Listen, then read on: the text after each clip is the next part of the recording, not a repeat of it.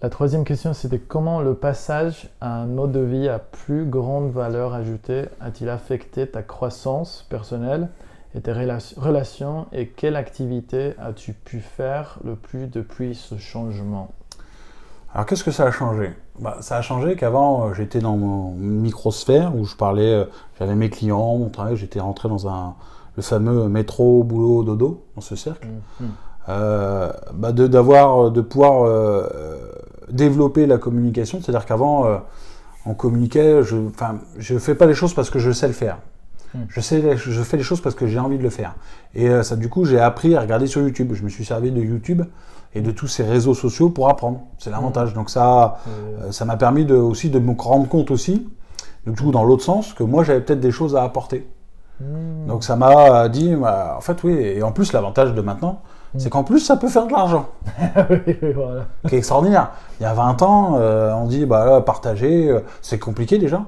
Apprendre quelque chose, il fallait ouvrir les bouquins. Avant, la notion de partage, c'était les livres. Donc, je cherchais, on en discutait, mais avant, comment ils faisaient? Avant, c'était des livres.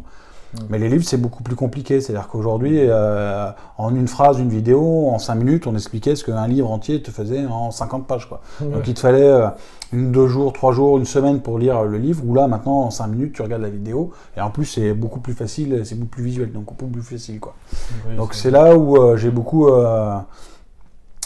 grandi. C'est le travail avec finalement ce qui pouvait exister ailleurs, qui était l'atteinte sur ces réseaux sociaux. Je pense pas que YouTube peut être considéré comme un réseau social, mais au moins voilà, c'est ça qui a pu changer sur mes façons sur les outils. Ma façon, c'est d'être plus partagé ce que je pouvais faire. Donc tu aimes partager. Oui, ouais.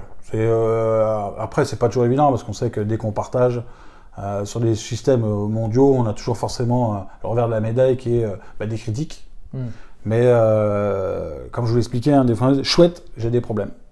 Alors qu'à chaque critique, si on arrive à pas la prendre pour soi, à chaque critique que je vais recevoir, c'est potentiellement une amélioration que je peux faire. C'est ça aussi. C'est difficile à entendre, mais c'est comme ça qu'il faut se poser, quoi. Chaque critique, on dit effectivement, il a peut-être raison. Alors il le dit avec ses mots, c'est pas agréable à entendre, c'est jamais très agréable, mais oui, effectivement, il faudrait peut-être que je vois ça autrement. Voilà, ça me force à vous reposer des questions pour vous améliorer toujours. Oui, c'est comme ça qu'il faut le recevoir. Et l'autre partie de la question qui est c'est je mets le truc pour que ça se éteint pas. Donc, oui, qu'est-ce que l'activité est faite? Alors, ouais, j'insiste parce que c'est important. Comme chaque chantier est important, dans chaque chantier, si on veut qu'il réussisse, c'est la préparation, la clé. Donc, tout ce que je fais à ce moment-là, depuis 2-3 ans qu'on a commencé la démarche, c'est la préparation des 40 prochaines années. Donc, c'est pas grand-chose, hein. 3 ans d'investissement pour 40 ans, finalement, c'est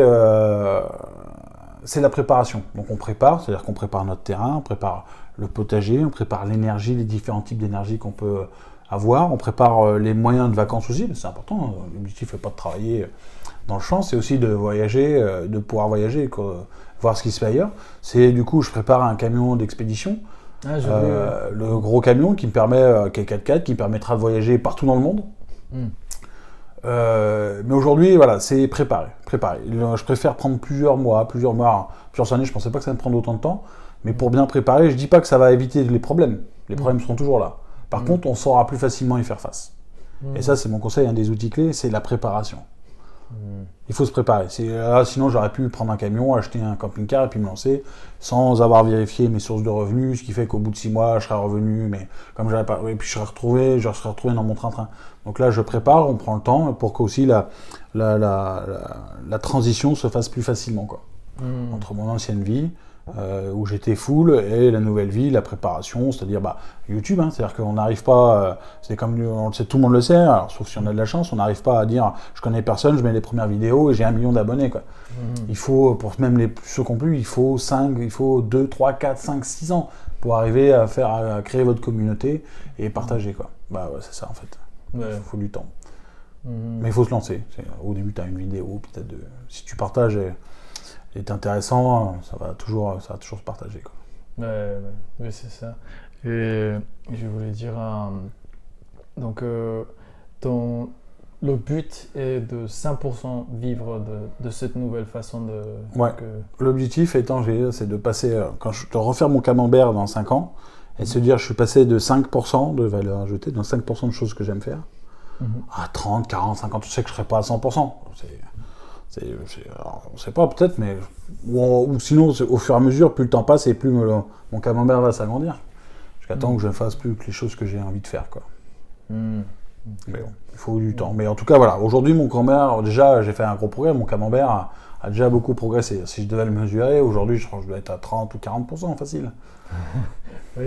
J'ai changé de travail, voilà, je me suis mis à mon compte, changé mon rythme de vie, on s'est acheté un fameux terrain en Normandie, voilà. Ok. Et comment ça s'appelle et donc tu envisages de pouvoir juste bouger quand tu veux, faire tout ce que tu veux. C'est ce qu'on appelle la liberté, c'est-à-dire que on peut bouger où on veut, quand on veut, comme on veut, le temps qu'on veut. C'est ça. Est-ce que c'est ça la liberté? Il n'y a pas de définition, chacun trouve la liberté là où elle est.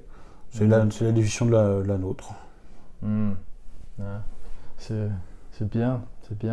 Donc là, on a créé une carte des philosophies et des gaspillages. Ça résume un petit peu des principes philosophiques.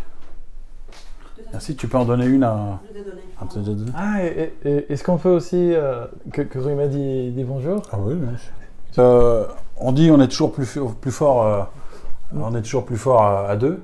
Et derrière chaque grand homme se cache une grande femme. Ben voilà, c'est ma femme, c'est ma moitié, celle qui partage. Donc a accepté aussi de changer une partie de sa vie.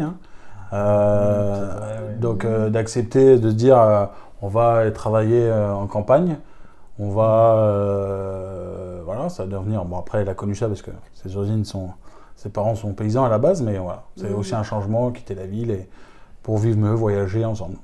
Oui. Donc je vous mets chinoise d'origine. Donc elle est née là-bas, ce que on dit, elle est née là-bas, mais ça fait 18 ans que tu es en France. Ça va faire 20 ans. 20 ans. 20 ans que je suis en France. Tu es arrivée pour les études? Je suis arrivée pour les études. Oui, et maintenant pour les projets qu'on a maintenant, c'est vrai que c'est un peu difficile pour moi de suivre en début parce que j'ai l'impression que le but est très loin. Par rapport à la liste de travaux que monsieur m'a présenté. Mais après, au fur et à mesure, je découvrais aussi que mon mari, il est vraiment très déterminé. Et aussi, il a vraiment pensé beaucoup de comment dire, des choses de bien pour notre futur ensemble. Et qu'on avance petit à petit et on est content de ce qu'on fait maintenant. Ouais, c'est ce qu'on en discutait sur la route. En fait, c'est la première fois où j'étais jamais arrivé à me projeter au-delà de 2 ans. Parce que je savais qu'il fallait que je change de travail, parce que voilà, on est aujourd'hui dans une situation où si on change pas d'employeur, les évolutions sont difficiles, les augmentations sont lentes. Voilà, donc souvent maintenant quand on dit les cadres disent vous bougez beaucoup, donc quand on bouge c'est pas de vacances, ça veut dire qu'il est difficile de te projeter. Aujourd'hui on est capable de se projeter presque à 5 ans, mais j'ai jamais arrivé de savoir d'ici les 5 prochaines années ce que j'allais faire, j'arrivais pas à me projeter, c'était pas possible. Et là on s'est dit, on a fait le bilan de tout ce qu'on avait à faire, puis en fait on a déjà un planning qui est déjà tenable, on sait le tenir, donc c'est pas invraisemblable sur les 5 prochaines années, qui est du coup, pour moi une bolle d'oxygène de savoir ce qu'on va faire, comment on va le faire, c'est une libération, quoi. C'est ça aussi la force. Oui, c'est ça. On a déjà les projets détaillés au moins jusqu'à 2026. Ouais. Minimum. C'est très bien. Avec des voyages et tout, pas juste dire on fait tous la même chose. Oui, après ces années de préparation, on aura un peu plus de voyages à partir de cette année. C'est l'Islande, c'est la Chine, c'est la Grèce, c'est l'Espagne, c'est la France aussi. Il y a quelque chose aussi à faire en France. Le Mexique. Oui. En camion, c'est l'Amérique du Nord, ouais. Après l'Amérique du Sud, parce qu'il y a un passage à passer.